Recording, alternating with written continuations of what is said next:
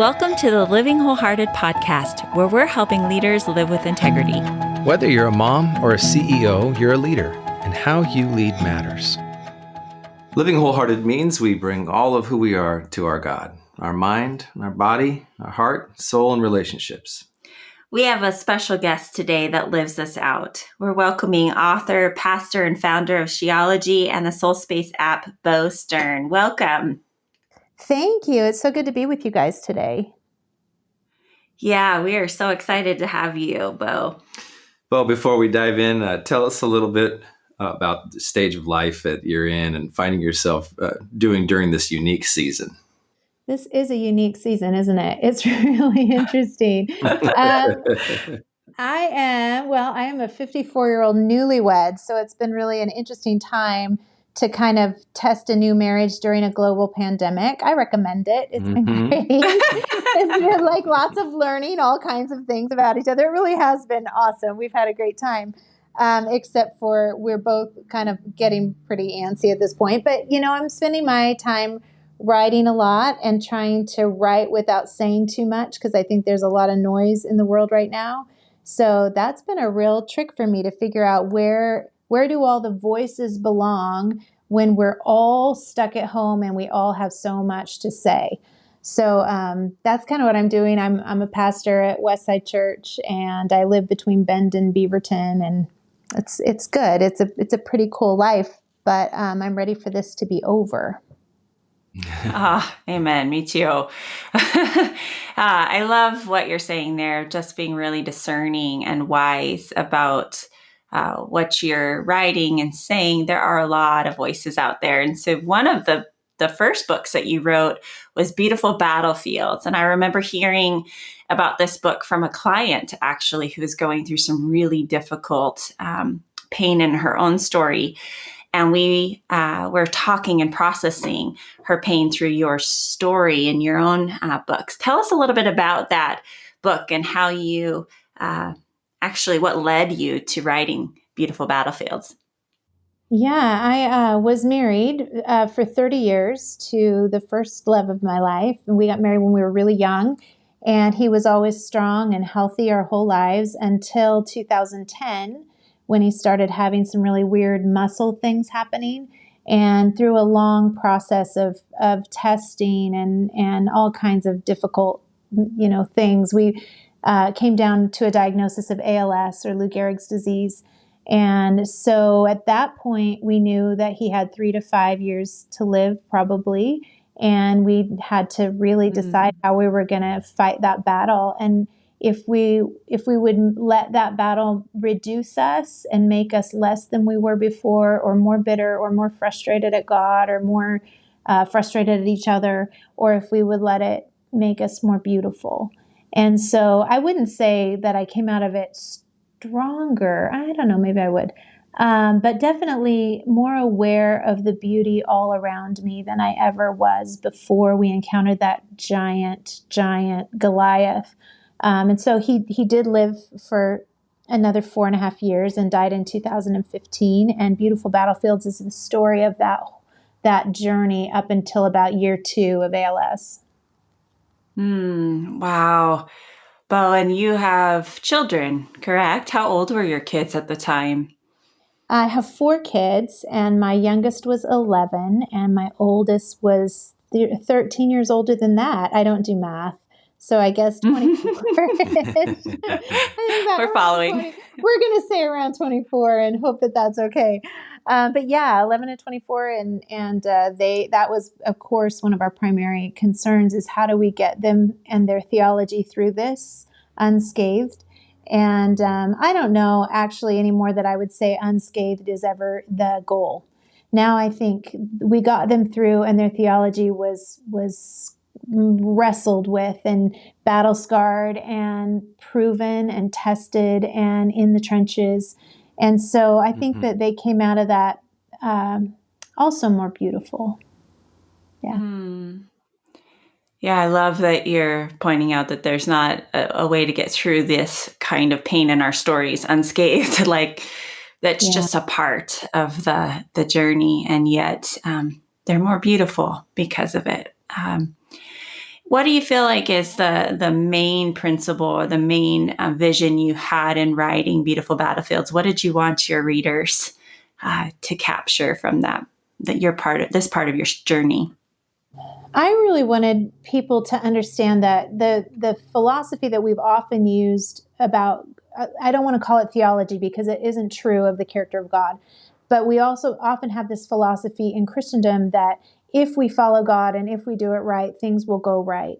And when things go Mm-hmm. wrong in other people's lives, I was really good at looking for the cause. What did they do? How did they end up sailing that ship into those stormy seas? And it gave me comfort if I could see a reason why that they had ended up in that bad situation. It gave me comfort that I could avoid it. And really, suffering, I don't think was ever meant to be avoided. We follow the King of the Kingdom who died on a cross. It's the centerpiece of our Mm-hmm. faith. And yet somehow we believe that following him means we can swerve around that. So I have to believe in the providence of a good God. If he wants suffering and has let suffering be a part of our lives, he must know there's something to be gained inside of that. I don't believe that he causes suffering or that the growth that we encounter in it isn't even trade. Like, it's not like because I found this beauty in battle, it made the battle with ALS worth it. It's not like that. It's not a one for one. It's standalone beauty, though. It's what we can see him doing in our lives in the middle of the muck, in the middle of the stuff we wish we could have avoided. Even when the storm hits our house, we know it can stand. That doesn't mean the storm doesn't hit. So helping people discover what is the beauty in the battle that you're facing. There is pain there too, and we acknowledge the pain and we honor it, and it is valid and legitimate. But what is the beauty? Because at least that's something to hold on to in the midst of a really difficult time. And we need that hope, don't we? It's not just offered at the front. I love how you started with identifying that people are in pain, and that separating truth in terms of who God is and what He may be doing. I like the fact that you use that some of that tentative language of it's a mystery in some respects. It can't be explained away, but somehow He's doing something beautiful if you believe in His goodness, and He's not authoring this for hurt. So I thank you Yeah. for the way that you modeled that and just how you said it right there. I'd like to hear a little bit more about theology. And you've on the homepage, you say we're a group of women who have come together to create a community for all women who agree on one thing: women matter. Amen. But tell us a little bit more about the heartbeat of this resource.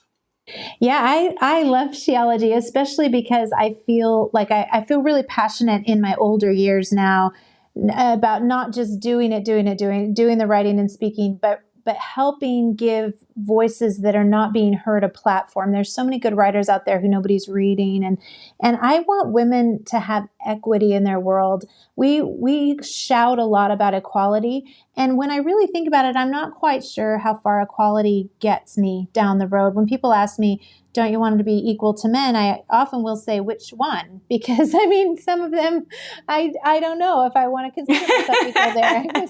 Some of them, I think they can just be their own person, and I'm going to be over here. But I think equity is a different story. Like, if you're an owner, you can remodel the house and you can make it look the way you want. But if you're a renter, you just stay the night in a hotel, you're not going to make any changes there. Somebody else owns that property.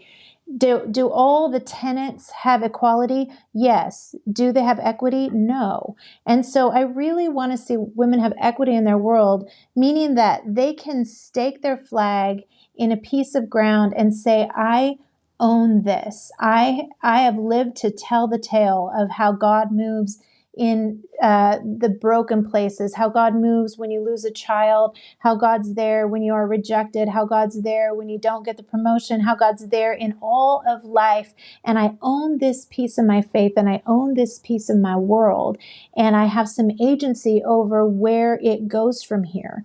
And so to me, that's what I want to see women really fight for, is that they have ownership in their world. They even have ownership of their own pain, and they have ownership of their own story, and they're they're the only ones who can tell it with truth and honesty and beauty.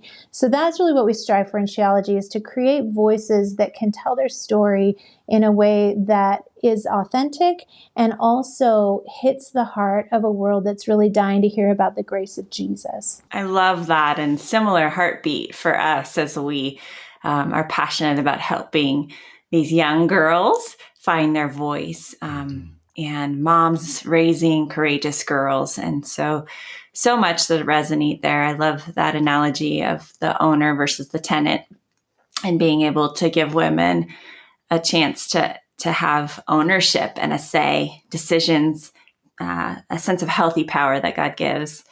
Bo, you really are a leader of leaders and are doing so many amazing things. But one of the passions that I have heard you speak on, and it comes a little bit, it sounds like, from your story, but you have a real passion for single moms. We'd love to know a little bit more about your own journey as a single mom and the ways that you feel called to shepherd single moms, maybe offering some wisdom for those that are listening that are in that same boat. Yeah, that was a big part of my story, and I never saw it coming. And I think most single moms don't, that's not generally their plan. And so you find yourself in these unexpected waters. And I think so much of our success depends on what we do in unexpected waters. I mean, and even our survival depends on that. And so when I found myself raising my kids alone, my husband was pretty sick for 4 years. He was really encouraging, but he wasn't able to be much of a participant in the parenting during that time. And then he's been gone now 5 years. And so in that time, it's been this process of really learning to understand what it means to be partnered with Jesus and with my community, being willing to take help from both, being willing to lean entirely on Jesus, but also receive from the people around me who wanted to help and wanted to be a part of it, and being willing to let some of the pride go was really, really important to me. And so I see single moms making quick decisions, especially about who to share their life with, because they're exhausted and lonely and sometimes really struggling financially. And it is easy to try to marry a lifeboat. But if in the season of singleness, we can really look at the power of the Holy Spirit in our life as active and real and true and providential and provisional, I think we can position ourselves to be able to, for all the next relationships in our lives, to be stronger and better and healthy, rather than the kinds of relationships that end up destroying families in the long run. So good. So much powerful principles in that. Just thinking about how quickly single moms, just out of, again, the exhaustion, and marrying a lifeboat and realizing that's really not the lifeboat they really needed in the end. So good. I love that reminder too. I think it applies to everyone, but of receiving that love from Jesus and from our community. And it sounds like you're saying, pride can stand in the way. Often I've heard from single moms, and actually just, I think, people in general, but that guilty feeling, the feeling of I'm too much of a burden. It's too hard to ask for help because everybody has their own needs. Would you speak to that a bit for that single parent who's feeling like they have real needs, but it just is triggering a lot of guilt? Yeah. I think one thing to speak to first maybe is some of the things that cause single moms to feel that way, not exclusively, but some ways we can help with that as a community who love them, single moms and single dads, is to really show up in ways that matter. I had some people offer to spend time with my son, who was just 15 when his dad died, and they are well-meaning and wonderful, busy men, but they just didn't follow through with it. And I understand it, but it sends a really strong signal both to the mom and to the kid when somebody promises something and doesn't show up, that really their needs are in the way. And so I think that's really important to the broader community. Also, it's so helpful if people are willing to make specific offers rather than just say, call me if you need anything. call me if you need anything is something like you do that with a best friend, someone you can call anytime, day or night, but there aren't very many people like that. But in the broader, especially in the church, if we can say things like, I'm going to bring you dinner this week, does Tuesday or Wednesday work best? I want to get you a gift card, where would you like that to be to? I mean, just let people answer those kinds of questions rather than making them make all the asks in the relationship. And then just one more thing is that I think I hear more often than almost anything from divorced women that it's a lot easier for the church to support widowed women than it is divorced women. I think we have this perception that maybe they don't need as much help, or they aren't as grief stricken, or they maybe deserve to be there. And I think it's really important that we look at all the divorced individuals in our church as needing the same sort of care. So having said that, for single women, single men who are navigating this road with trying to raise kids and trying to do it on their own, the guilt is counterproductive in every way. It really doesn't help. And guilt over, I don't want to ask for help with my finances, can so easily lead to shame over the fact that I don't have enough money, or that I'm never going to make enough, or that I'm, whatever. So it is really important to identify and isolate feelings of guilt and say, is this thought from God? Is this something that God wants me to feel in this moment? Or is this an assignment from the enemy or mental baggage that I'm carrying because I prefer to stay in this sort of victim-y place? And how can I offload it? And I think mostly the way we offload it is by taking thoughts captive and saying, I'm going to be willing to receive the resources that Jesus has so generously offered me. It's hard, but I can do hard things. And so it's this kind of process of keeping our thoughts in alignment with the will of God and the truth of His word and His way. If He has provided a community around us, we get to partake of that. And then at some point, we will also be the community offering that kind of help to someone else. And we'll be so glad that they're willing to take it. The journey of being a single parent is hard. Bo, my mom did that for 14 years when I was in middle school, through high school, and through college, and into young adulthood. And I remember what that felt like as a kid, and watching her. She at one point carried 3 jobs, and was working so hard to try to create as little interruptions to our lives, my brother, my sister, and I. And they're younger. And so just much respect and appreciation for what you shared about, so practically, how others in the community can actually practically be helpful, can actually be loving, and step in and towards meeting needs. And those aren't the only needs in the community, but they're significant. And thank you for saying that. Yeah, absolutely.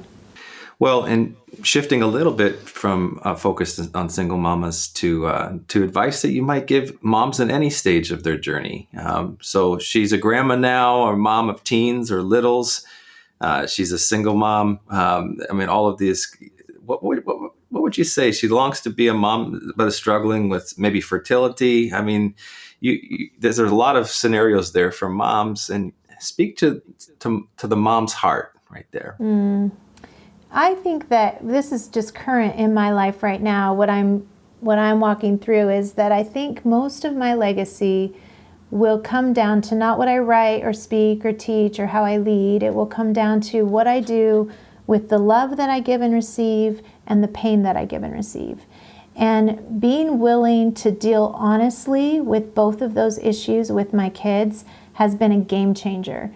Being willing to say, I just did this last year, sat down with each of my 4 kids after a long time with Jesus, asking Him the questions first. And I just said, here are the places where I think I caused pain in your life. I need you to know it wasn't intentional. And I need you to know I'm not looking for absolution. I just want to sit here with you and honor this moment. And you tell me whatever you need to tell me right now. And I just needed to get all of these things out with each one of them. I want to know that when I get down the road that I have handled the pain that I've given with the right kind of respect. And then I want to be able to sit down and handle the pain that I've received with the right kind of respect. And so I think sometimes we get so busy and so like, I'm trying to do my best, and my kids need to understand I'm trying to do my best. And I don't want to feel guilty, and I don't want to feel shame. So I just rather push that under the rug. But I've seen such tremendous growth in relationships when people are willing to say, let's together meet on this same broken ground. And we're not going to try to fix it. I just want to acknowledge that in the course of our lives, we hurt each other, but we love each other. And this is the commitment of my relationship to you, that I will step up and say, I own the pain that I caused. And I know that sometimes it's really hard for moms to hear, and not everyone is ready even to hear that. But I am telling you, it has made a giant difference in my relationship with my kids, my relationship with everyone. Just being willing to say, this is going to be my legacy, what I do with love and what I do with pain. And I want to handle those two things really, really carefully, because they're both equally sacred. Profound, Bo. So good. So good. There are just so many things that you are sharing today that I know our audience would say, I want more. So I have two places that you can find Bo. One is at Encourage Gathering this summer. She is going to be sharing more if you want to come hear her speak. So the encouragegathering.com. Bo, where else can people find you if they want to check out your resources, your books, or connect with you? Yeah, all my books are on Amazon, and I have a pretty active social media community on Facebook and Instagram, and I speak at Westside Church once a month, and so my sermons are always up on the website there, and theology.co is another place. Well, I hope that you'll stick around. We've got more that we want to hear from you, and just thank you so much. I just want to end with that the legacy will be what we do with our love and what we do with pain, the love we give and receive and the pain that we give and receive. And so it's pretty profound. And for those of us listening who are parents, maybe ending with a prayerful ask of God to search you, to search us, and see if there's anything in there, any wicked, anxious way in us, and to lead us in the way everlasting, and starting with ownership with our kids. And that can look like actually when they're 5 and being able to come to them. But I can imagine how profound that is for your adult children, to be able to have that time to tell you with their adult perspectives how they have been hurt by, and that you would sit and just grieve with them and hear them out. So, Bo, thank you for that example. And we look forward to part 2. Stick with us, subscribe to the Living Wholehearted podcast. And we are so grateful that you're on this journey of living with integrity and growing and shrinking the integrity gap. Thank you for joining us in being a leader committed to shrinking the integrity gap between the values we espouse and the values we actually live out in practice.